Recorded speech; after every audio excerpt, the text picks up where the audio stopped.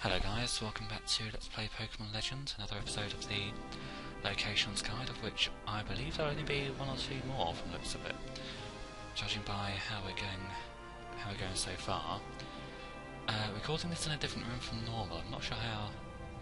It is a bit echoey in here, but it's the only room in the house where we're not going to get a dog barking in the background, which I'm sure will be much more annoying than a bit of distance from me in terms of what I sound like. So yeah, I don't think it's going to make a difference, but I've never actually recorded in another room before, so we shall see how that goes. It's just a bit of effort to just plug everything in that I need elsewhere normally, but in this case I think it's worth it. So starting off in Goldenrod, which is one of those few towns in which we can fish a few things, but as is the norm, it's never anything new. Unfortunately, just standard. I don't think we're ever going to find anything new in terms of fishing at this stage. I've recorded a way ahead. Haven't actually done audio for anything ahead of this, but of course. But yeah, it doesn't look like anything new is going to show up, unfortunately. But I must do it to be thorough. I'm still slightly curious about the headbutt trees. There are a few above here, Route 35 now. Quite a few nice things here. It's just finding that I've caught so many Pokemon that it's just pushing the headbutt Pokemon, wherever I put it away, further and further away. So there's that. That's really putting me off trying to find it. I would like to headbutt these trees.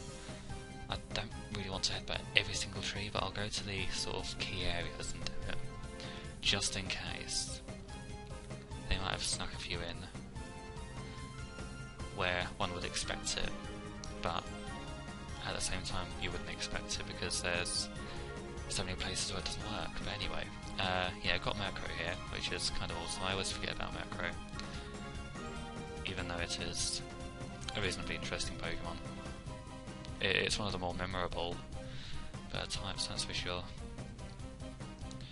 But alas, its bird type brethren are often quite bland, I find. They sort of go off the key templates, I suppose, and it's never really anything terribly exciting. I mean, you've got Skarmory, of course, that's kind of awesome. But everything else is just kind of like, you know, it's an owl. I mean, an owl with one leg, but still an owl. Or a dove, or a pigeon. And it's kind of like, well, what's so great about that?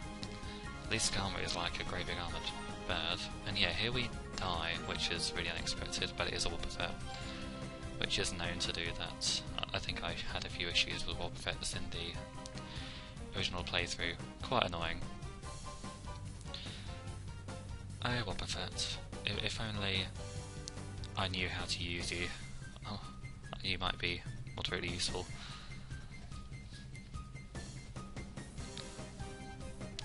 But yeah. It doesn't want to stay in the ball, which is rather annoying. I know I said last part that I would consider just rematching Pokemon that take a while to catch.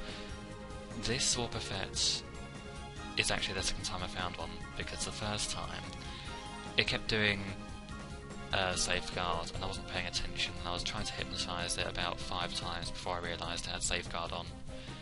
And then when Safeguard wore off, it just did it again, and I just thought, this is a waste of time, and I just sped through it and killed it. Fainted it.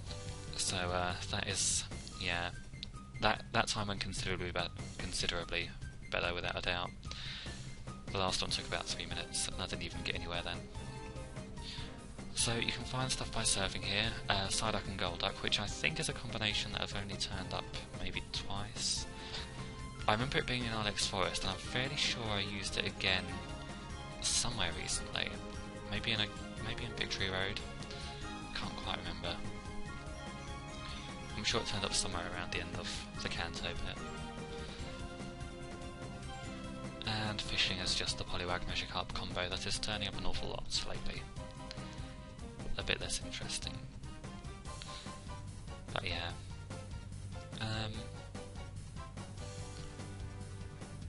Certainly going to have a interesting time in here, because for some reason National Park has 2 Pokemon we don't have, which is very surprising because it's certainly the 2 you would expect us to have out of these 3, if any. Metapod, which is really bizarre that I don't have a Metapod. I mean, it's not my fault, it just hasn't turned up, but a weird one to leave for so late in the game, that's for sure. Considering you can get Butterfree, like, very easily. In fact, you can get Beedrill quite early on as well. And yet Weedle is another one that, for some reason, does not show up until here. Caterpie and Cocoon still elude me. I did wonder, just possibly, especially bearing in mind that there's only 3 Pokemon here, whether Caterpie and Cocoon might turn up only at night time. If that's the case, I'll record that as well and just come back here at night time. I keep forgetting to check. It's not that I physically can't record at night time or anything, it's just I never really have this in mind once I've done this.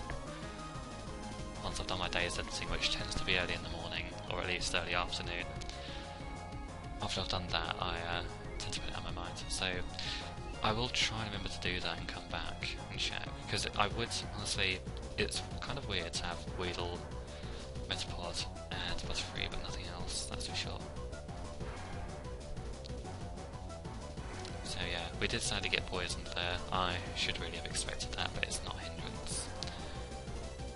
I do run up to the Pokemon Center off screen, so yeah. Anyway, now moving off to Route 36, which yields the most annoying Pokemon of all. Abra is nothing compared to this, as was Quillfish, annoying though that was. And I do believe there was another Pokemon that really annoyed me. Yeah, this is worse than all of them. It's not Ampharos. You would be forgiven for thinking it was Ampharos, because Ampharos is amazing, and to see one in the wild just blew my mind. But no, Ampharos does not put up too much of a fuss. It went in the ball far easier than I thought it would.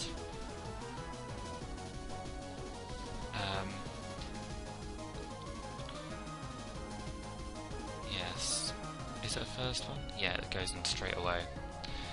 No, it's the thing coming up next that is... I would rather have evolved its predecessor than caught this, put it that way. Ooh, this thing. I mean, looking at the Pokemon thing at the bottom of the screen, you can probably guess which one's going to be the one. Yeah, it's this. Oh, Gengar. I thought I'd have trouble with Haunter when that came along. I may have just got lucky with that, looking at how much of an issue this thing turned out to be. Went straight away the fastball, just on the off chance that worked. If it did, I would have been so much happier, probably got a lot more done. Sadly it did not. As you can see, as you saw about 20 seconds ago in fact. So all I can really do is switch out and get it to sleep, and that'll be at least something. So I give that a go. It confuses me of course, which is really annoying because Hypnosis is hard to hit with anybody without deciding to hit yourself every 5 minutes, but I got kind of lucky there. Didn't get lucky anywhere else, that's for sure. No, this thing is a nightmare. I mean, ooh, the second half of this video is going to be pretty much mostly this thing, I'm afraid. If it doesn't turn up as a thumbnail image for the video, I will be shocked. But yeah, so it's asleep and that's something, I think, and I think maybe I can just get lucky here, because maybe I have like a 30% chance to catch it with it just being asleep without any hit point loss, I don't know. Maybe more like 20%. Still not a lot anyway, maybe even less than that, judging by how quickly it breaks out.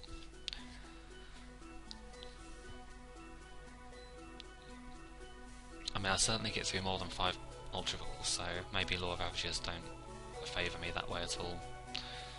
So yeah, wakes up, then it does curse, and I kind of think, well, actually that's not such a bad thing, because it's some hit point loss at the very least. I'm fairly sure it won't do curse again, so I decided to stick to Hypnosis rather than just wasting time. And well, it doesn't work anyway, so yeah, as you just saw. Eventually we get Hypnosis to work, again, somehow battling through Confusion twice. I'm getting rather lucky on that front. But of course, at this point I'm losing so much hit points, I'm tempted to switch, just so I've got...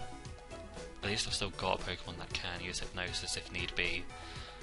But I decided to take the risk and stick it out. I may survive another hit of Curse, I'm not quite sure, don't quite remember. But,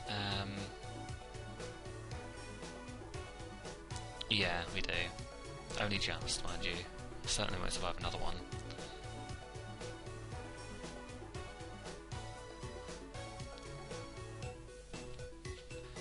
But even so, I'm just sort of... At this point it is sacrificing Trevor for a Gengar. And it didn't work. Yeah, this thing's a nasty one to catch. If only there was a non-normal type Force Fight move or something in this generation that would help me out. But if there is, I do not know about it, and I certainly don't think there is. So, yeah, it continues to sleep for an awful long time for a Gengar. Not that Gengar is, you know, unsleepy or anything, but I'm amazed it stayed asleep for so long. So I continue to throw Ultra Balls, hoping to just get lucky, even though it's just wobbling like once at a time. Rather expecting to just get through all these Ultra Balls with nothing to show for it, and maybe have to use a Master Ball. I certainly won't use that.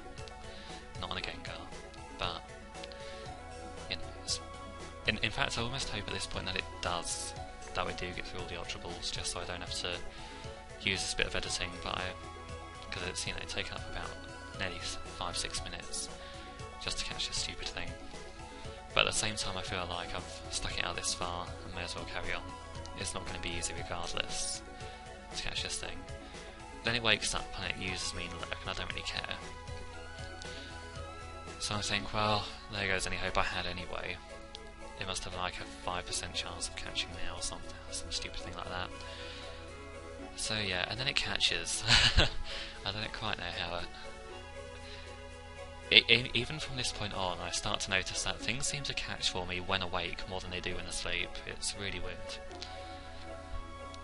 So yeah, now that that horrible, horrible event's over, probably the worst catching experience I will ever go through. Although having said that, there's something quite nasty coming up ahead in the next part, but that won't be so bad. For reasons I will not divulge just yet. We also have Pidgeots here, which I certainly wish I found first, because this thing is, like, no problem at all compared to that Gengar. We throw an Ultra Ball, and it breaks out, but I don't think it breaks out again. Pidgeot is an awesome looking thing, but alas, it still falls into the category of predictable bird types, even with its awesome hair. And it catches, hooray. And yeah, the end of the episode is dawning indeed. I have about 10 seconds left, so thank you very much for watching. Next time we approach the end of the catching stuff, so see you then for that. Bye for now.